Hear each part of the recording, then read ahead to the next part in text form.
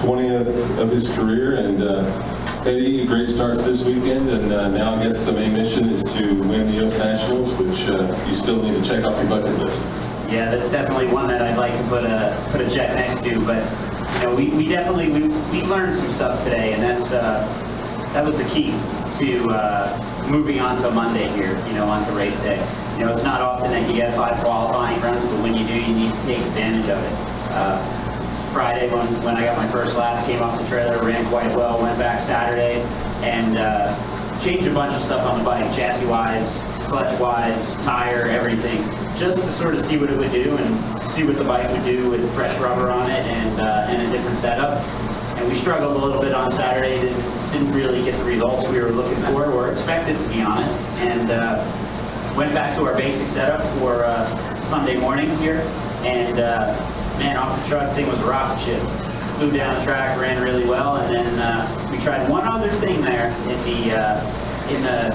the final session, in the 5th session, and sort of ran the bike the way we've been running it throughout the year. And you know, I've been bit by the bog bug, as I like to call it. You know, a couple races first round or second round, and it's cost me the race sometimes. You know, I believe I've had an awesome motorcycle all year, but every once in a while we just couldn't get it to do it on hot track conditions. So we knew what we had here. Track conditions were a little hotter, so we have that set up, and it went back and it tugged. So we learned something today. We did bog that last session, and I think we're going to be able to take that data and run with it. And tomorrow, I'm very confident and got an awesome motorcycle.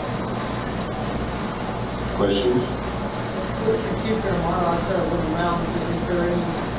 I mean, obviously you had a great run earlier today. I think the key is just making good, consistent laps. I mean, the classes, you know, everybody is really out there, you know, making good runs. And, you know, when you bobble anything, you could have the fastest bike. I mean, it's proved itself. You know, the #1 qualifier, I don't quite recall when the last time the #1 qualifier won a pro stock motorcycle, but I'm looking to change that this weekend. And, you know, you can have the best bike in the parked car, whatever it may be. You need to get it done on Sunday, and Sunday is when the rounds count. So I think it should just need to make good, clean laps. And as a rider or a driver, you just need to stay clear-headed. Just go out there and do your job, and that's the way it is. You know, us as individuals, you start thinking or you get things running through your head. You can't do that. You just got to go out there and do what you do. How about Andrew? What's been the difference? I mean, I understand you guys have doing a lot of the same things. What's been the difference with your bike? Well, to be honest with you, I think we hurt the motor in his on the second run and didn't really catch it.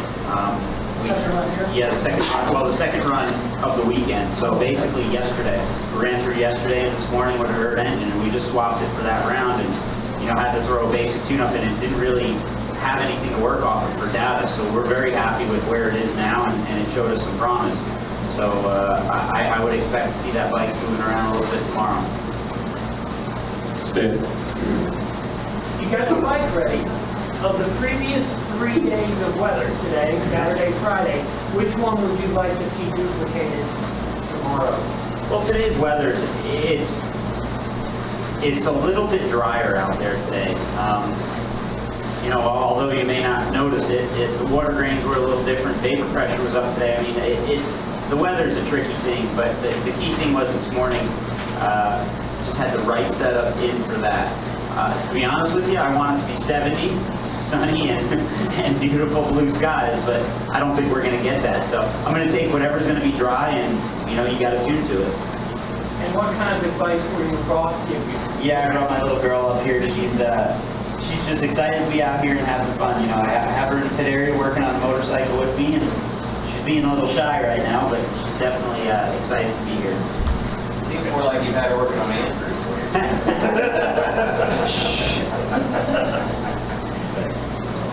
You surprised you were as quick as you were compared to that? You know, I thought there was probably an 83 or 84 out there, maybe an 85. And when I looked at the time slip, obviously I had some really good low numbers. I was expecting to see Jerry probably come around me, is what to be honest with you. I thought I left just a tad out there, and because it slipped through the clutch a little down low, and Jerry went 104 that lap. So unfortunately for him, it broke the transmission gear, and he wasn't able to get down through there. I would have loved to see that bike make a full lap, because then it would have really showed where both of them were. But I think we're going to have some great racing tomorrow, and you'll see some good side-by-side racing. Eddie, you talked about winning on Sunday. What makes it so difficult to win on the one time you're racing on the weekend? You know, this is Indy. Indy's just such a long event. It's one of those things that I don't want to say it wears on you, but you're here, you know, and you start thinking about things. And the more you start thinking about it, and then obviously the importance of the race to many people and the way that they look at it, you just want to come out here and you want to do the best job you can, you know. There's not many things that are remembered throughout the year or talked about that often, but, you know, a lot of people seem to talk about the Indy winner and seem to talk about the champion. So, you know, that's the way it works. But like I said, I think the key is it's just not overthinking it. Just go out there and do your job, and that's all that I plan on doing. I'm going to just ride open-minded and do my job. If I do my job, I got a good motorcycle under me. I got a great crew behind me, so I would hope to have a chance to win a while. Have you already decided which lane you want? And is one of these lanes a little bit better? I don't think there's a difference for us in pro stock motorcycle for lane choice. It doesn't matter to me. I'll go down either one of them. So it's track is good here for both lanes. You know, I don't make all the races, but seeing you sit up on the bike before 100 foot was like, wow, when was the last time I saw Eddie have to sit up like that? When was the last time? You mentioned it bogged a couple times in elimination, but I assume you rode it out. See you sit up on the bike is... Yeah, you know, I could have rode it out, but the way I look at it is why beat up on the equipment? I can go back, you know, you got this extra run, there's no reason to beat your stuff up. When was the last time you had to actually sit up on the bike like that? I probably gave up a run early this year. That's one of the things I do try to pride myself on, is going down the track every single lap, because that gives you the opportunity, A, to gain points, B, to gain data, and C, just to put another lap under your belt. So the way I just looked at it here was,